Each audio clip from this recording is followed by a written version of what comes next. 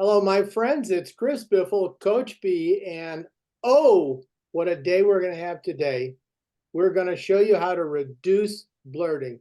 Nancy, please pay attention. But Nancy, would you agree that if we have a blurt every 30 seconds, we've got too much blurting? We should at least go along with that, Nancy. Well, thank you, Coach. Definitely, because that's way too many interruptions over the course of time. Everybody, hands and eyes and huddle up. Listen, last year we took a survey. Hundreds of teachers responded, and we asked people to count the number of blurts in 15 minutes. The national average was 30 blurts every 15 minutes. That's one every 30 seconds. Wendy LePage, you were in kindergarten, and I don't know if you started school or not, Wendy, but you've got some prospective blurters coming your way. Wendy, talk about your feeling about blurting. Go ahead. Unmute. We've been in class for 3 Start days. with a thank you, Coach. Oh, thank you, Coach. I'm sorry. So yes, go. we've been in class for 3 days, and I definitely have 1 or 2 blurters. Okay, let me just soothe you with this idea, Wendy. It's going to get worse. You still have got shy kids, okay? Wait till the shy wears off. Wait till they get to know each other. All right, here we go. We're going to give you 3 strategies today, 3 levels to reduce blurting. But first, in the message box, tell us what a reasonable high goal is for blurting. 1 blurt per minute, 1 blurt every 2 minutes, every 3 minutes, every 4 minutes, every 5 minutes, or the Annie Blake method, almost no blurts every half an hour. What's your vote, my friends? Because you need to have a goal. Ashley, unmute, please, girl. What grade do you teach? Give me a thank you, Coach B. What grade do you teach, and what is your goal? Your numerical goal. You've got to have a goal. Ashley, what is it? How many blurts per minute? Thank you, Coach. So I don't really know. I teach 2nd grade, and this is my 2nd year in 2nd grade. I taught 1st grade, and there are a bunch of blurters. Every 5 seconds they're saying my name. So 5 minutes would be my goal. All right. 1 blurt every 5 minutes. This is by winter break. Now, Ashley, listen to your coach and everybody else. Do not, Patricia Steele, you unmute and listen to me. Patricia Steele, do not attempt to reduce blurting unless, Patricia Steele, you have a magnificent starry display. This is by Susanna Austin. Nancy Stoltenberg will put a link to the part of WBT self-training that shows the ingredients here. Now, Susanna, look at this. Kids love things that look elaborate and fun, and it looks like you put a lot of work into it. Patricia, how does your starry display stack up against Susanna Austin, which is the best we've seen? What do you say, Patricia? If this is a 10 at the moment, mine would be maybe a 2 because I just print out the 8.5 by 11. However, I had a class of 7, and so that was, they were closer. You could see it. But I'm going to a class of 19, so I'm thinking I need a big one. All right. Everybody, Marlene especially. Marlene, can you make a starry display that's 10 for 10? And do you see the need of making an incredible starry display? Talk to me, my good friend. Thank you, Coach. I need to make sure my starry display is big enough and loud enough. I'm going to use the word loud, that my kids are going to pay attention and want to get those stars up there, Coach. It isn't fun, Marlene, unless it looks like fun. It is the look of the video game that engages kids. They look at it and they say, this looks like real fun. That's the first thing. If you can't get to, this looks like real fun, it's not going to work. All right. Colleen, I don't know that we've chatted before, but it's time. Colleen, what is my first big message about blurting? Talk to me, sister. And give me a thank you, Coach B. Thank you, Coach B. Yes. You can't expect to reduce blurting unless you have a big, beautiful starries board. Yes. All right. Now, here is the queen of stars. My dear Susanna Austin, I've already made changes to stuff that you're using, so right now I'm on your good side. Susanna, tell us how long it took you to make that starries display, which is central to everything we're going to do in blurting. Go, Susanna. Well, thank you, Coach. The actual frames came from Amazon, and I just printed out a few extra little locks and dice and other things, and so it didn't take me very long, Coach. Okay. Nancy, if there's any way that you could put in the message box the link to those 10 frames from Amazon, that'd be wonderful. All right, here we go. Now, Annie Blake, unmute. Annie, if you're going to get to almost no blurts every half an hour, I know that you're on board with, I got to have a great starries to play. So let's talk about levels. Level 1. The kids have to lead the rules 5 times a day, and when a kid blurts, you call out 2, and everybody says, raise your hand for permission to speak.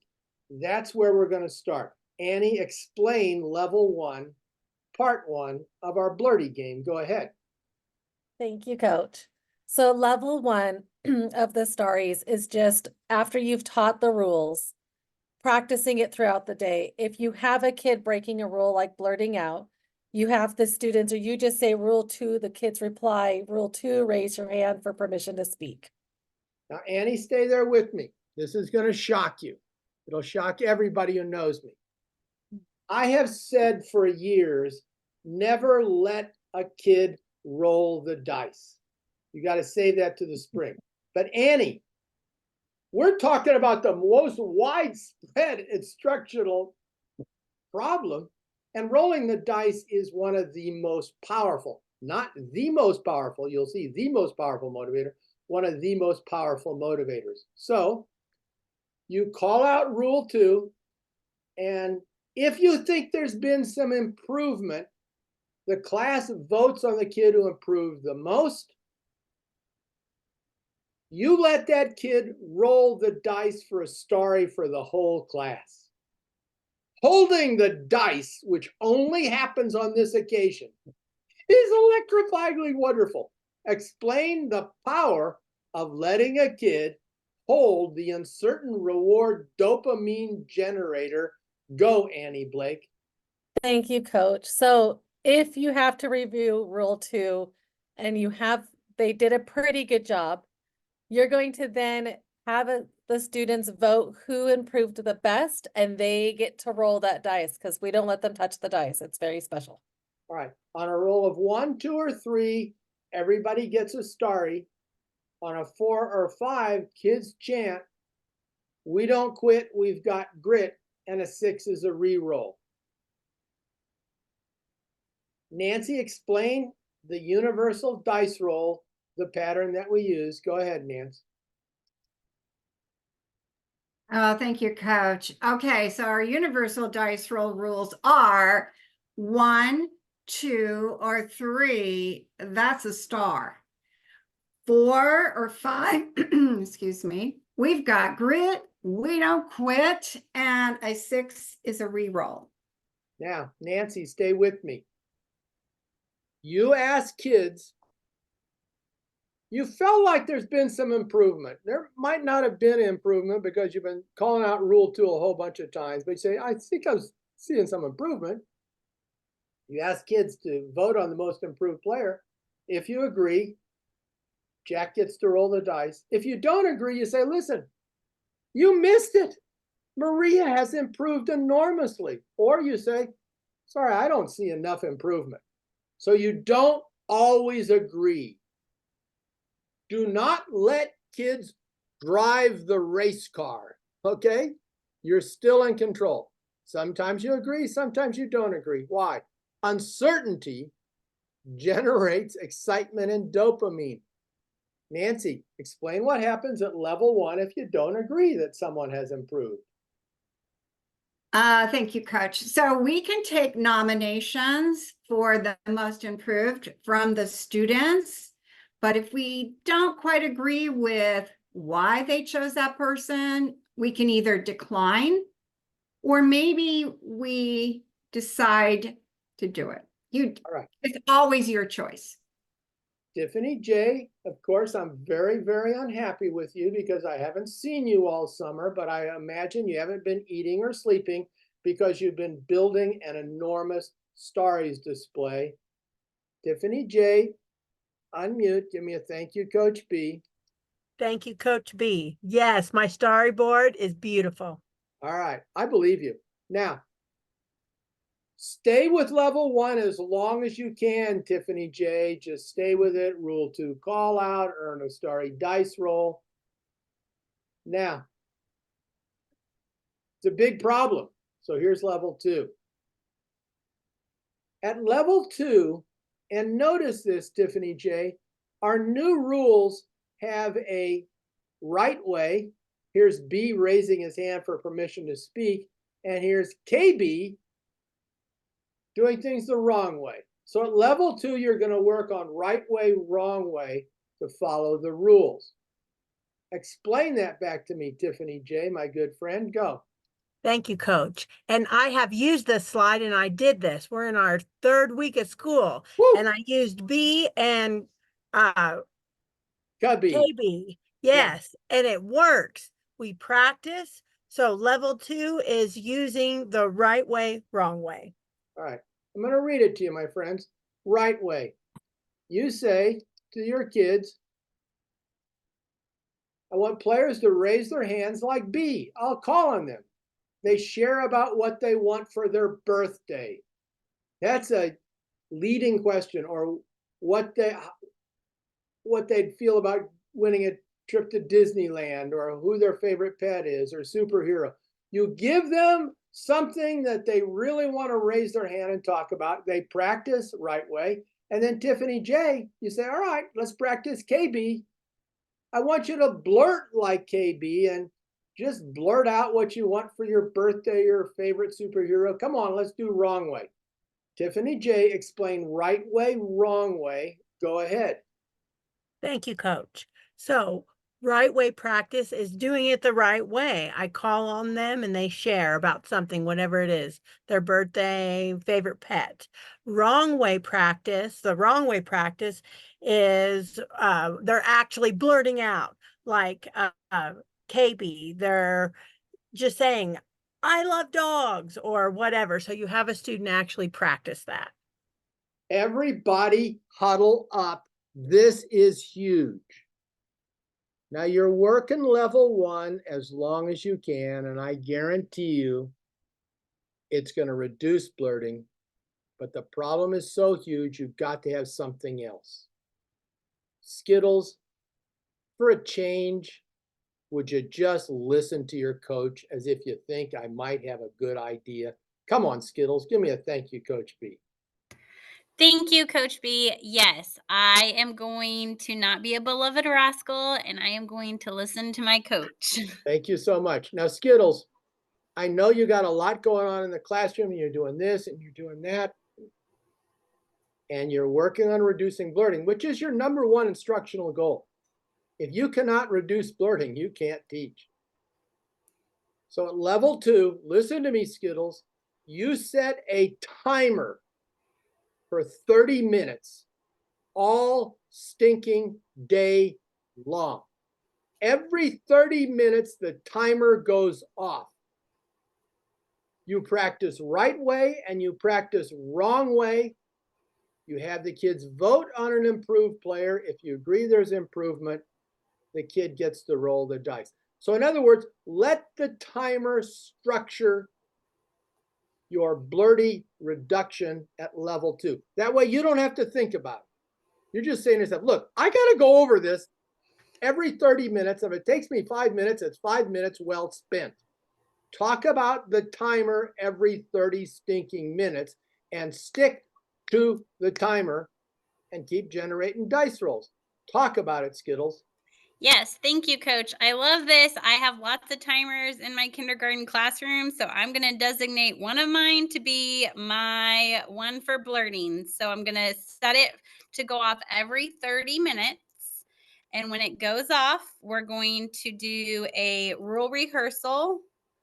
And then I'm going to ask the class for nominations of improvement and possibly then a dice roll for the most improved player. Right. You've had 30 minutes. You do the rule review, right way, wrong way. Who has improved in the last 30 minutes? Maybe someone, maybe no one. Set the timer again. All day long, boom and boom and boom. I almost think in some cases you might need to do this all year. Because if we're not reducing blurting, we don't have kids who are with us. We don't have self-control. We don't have team spirit. We don't have making smart choices. We're stopping the, there's a cord on the subway. We're stopping the subway every 30 seconds. So at least you've got a level 2. Now, Skittles, listen to me. One more time. You did so well that time. I'm going to take you to level 3. I see that you are not wearing sock suspenders. It looks like you're in a room full of sharp, pointy objects. So if you faint, you may hurt yourself. But Skittles, listen to me. Everybody huddle up. Level 3. Skittles, the last period of the day is when you're going to have the most blurts. Everybody's tired. Everybody's losing self-control. And I'll tell you something, Skittles. Never respond to a kid who does not raise their hand for permission to speak. Because Skittles, you're well organized and you got it all going on and you're getting a little bit tired. And Wild Jack says, out of the blue, he says, I've got a new puppy. You want to know its name? Skittles, don't respond to that. End of the day, stick with the system. Explain how you're going to keep the system of Rule 2 call out forever. Go ahead, girl. Thank you, Coach. Yes, I am going to stick with the system all day long, even during that last crucial time of the day. Even when a kid wants to tell me about their adorably cute puppy, if they blurt it out, I'm just going to pretend that I don't hear what they're saying and wait for them to raise their hand after that rule call out. All right. End of the day, last 10 minutes. You've told the kids that look at this, people. End of the day, you put on a green power ring and you put on a red power ring. Oh my gosh. Oh my gosh. You say the national average for 10 minutes is 20 blurts. I'm going to teach along right now. And whenever anyone blurts, I'm not doing the Rule 2 call out. I'm just clicking the red ring. And when someone asks a question, if someone raises their hand to ask a question, that's a green. Red, red, red, green. Oh, good question, green. I wish you had made that a question, red. Your red and green power ringing for 10 minutes at the end of the day when it is the toughest time for kids to have self-control. At the end of the day, you may not even be able to do the Rule 2 call out. Just red ring them, green ring them. Explain that back to me, Skittles, because I'm going to tell you something that's going to blow those little kindergartners' minds. Go ahead. Thank you, Coach. I kind of panicked first and looked at my desk. I do have a red and green. I was like, is there red and green in that package? There is. So at the last 10 minutes of the day, I'm going to put on a red power ring and a green power ring. And I'm going to explain to the class that instead of doing rule call outs, I'll just be pushing on my red power ring every time they blurt. But if they raise their hands to ask questions, I can then give a point for green. So it's only if they ask a question, right? They Only can't if they raise their hand. That's all I'm looking for. Okay, Just raise your got it. hand, and ask a question or make a comment or something. Let's just go with that. Now listen to me, Skittles. Yes. You are shocked, and I can tell the shocked look on your face that I would ever let a kid before the spring hold a die in their hand and roll it. You know that that's the ultimate. I've told you for years that's the ultimate. I've told you don't use it at the start of the year, but we need it from the get-go. Now listen to me, everybody. Hands and eyes huddle up.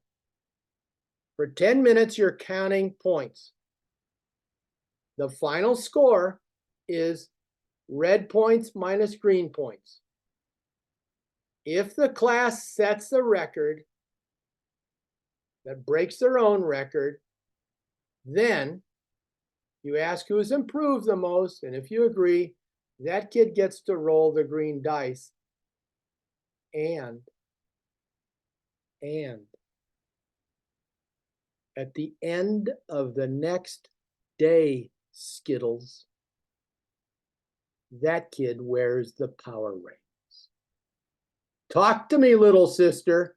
Talk to me about Wild Jack with the power rings on at the end of the next day because he improved, exercising incredible power ring.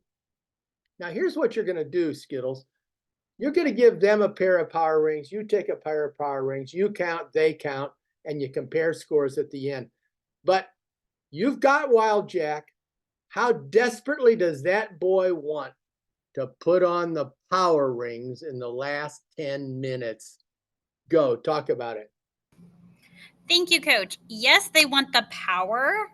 So giving them a tangible, like on their hand symbol of power, and they get to actually manipulate with it, that is huge. They are going to love that. All right. Quick review, and then we're done. If you have questions, put them in the question box. Nancy will keep track of them. So this is 3 levels, an all-year system that will reduce blurting. Level 1, just do the Rule 2 call out, see who the class thinks has improved, and you do a starry dice roll, and the kid who improves gets to do the roll. Level 2, do the rule rehearsals 5 times a day, set a timer for 30 minutes. Every 30 minutes, do right way, wrong way. The class votes on who improved in the 30 minutes, and that kid gets to roll a dice. And level 3, last 10 minutes of the day, the most crucial, difficult time, you put on power rings. You count the number of blurts and the number of hand raises. Class record is red minus green. Ask who improved. That, if you agree, that a kid not only gets to roll the dice, but the next day at the end of the day, he gets to wear a pair of power rings, and you'll wear them too. Now, I'm sure, Andre, that's way too much for any human being to memorize, but you have a kind of an alien strain in your DNA, something that, just comes from other planets. Andre, how can you summarize this level 1, 2, and 3? Good luck, brother. Well, thank you, Coach. I'm marveling over this system, Coach, because you've created something that is team-based, it is game-based, it leans totally away from scolding, punitive measures, and it makes it an entertaining experience of reducing blurting. And you have it in levels to help us get through the long year. It empowers our students through the democratic process of nominating most improved players, but still keeping total leadership within the teacher as they're going to move forward with that nomination or not. I think it's a beautiful system, and the power rings just take it through the roof, Coach. Everybody, hands and eyes. Not only is this a system without scolding, because we know scolding doesn't work. Wendy LePage, you can scold and scold and scold. You're still going to get the same behavior. In fact, you're going to get worse because you broke bonds with that kid. Wendy, listen to me. There is a level of scolding that goes on at home that you cannot match in the classroom. And if scolding worked, then kids from the most troubled families would be the nicest kids. It doesn't work. So no scolding in the system, and this is mind-blowing. No treasure chest. No stinking treasure chest. Nancy, I saw in the news the other day that you were out in the park in San Diego and you were on your soapbox and all you were talking about was no treasure chest. What were you telling the amassed crowds about the foolishness of a stinking treasure chest? Come on, girl.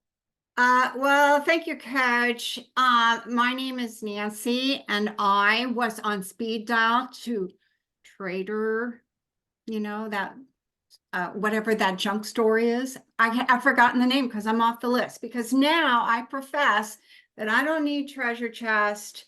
They throw the treasure things away. They break them on the way to the bus.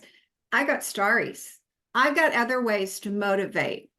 Big difference. And now I'm off my soapbox. Very good. 10-finger woo to everybody. Please try this. Now, go to the Super Improver page and vote. What is your vote? What is your goal for the number of stories per minute in your classroom? Let's get that poll going. And also tell people, watch the video that we're wrapping up right now.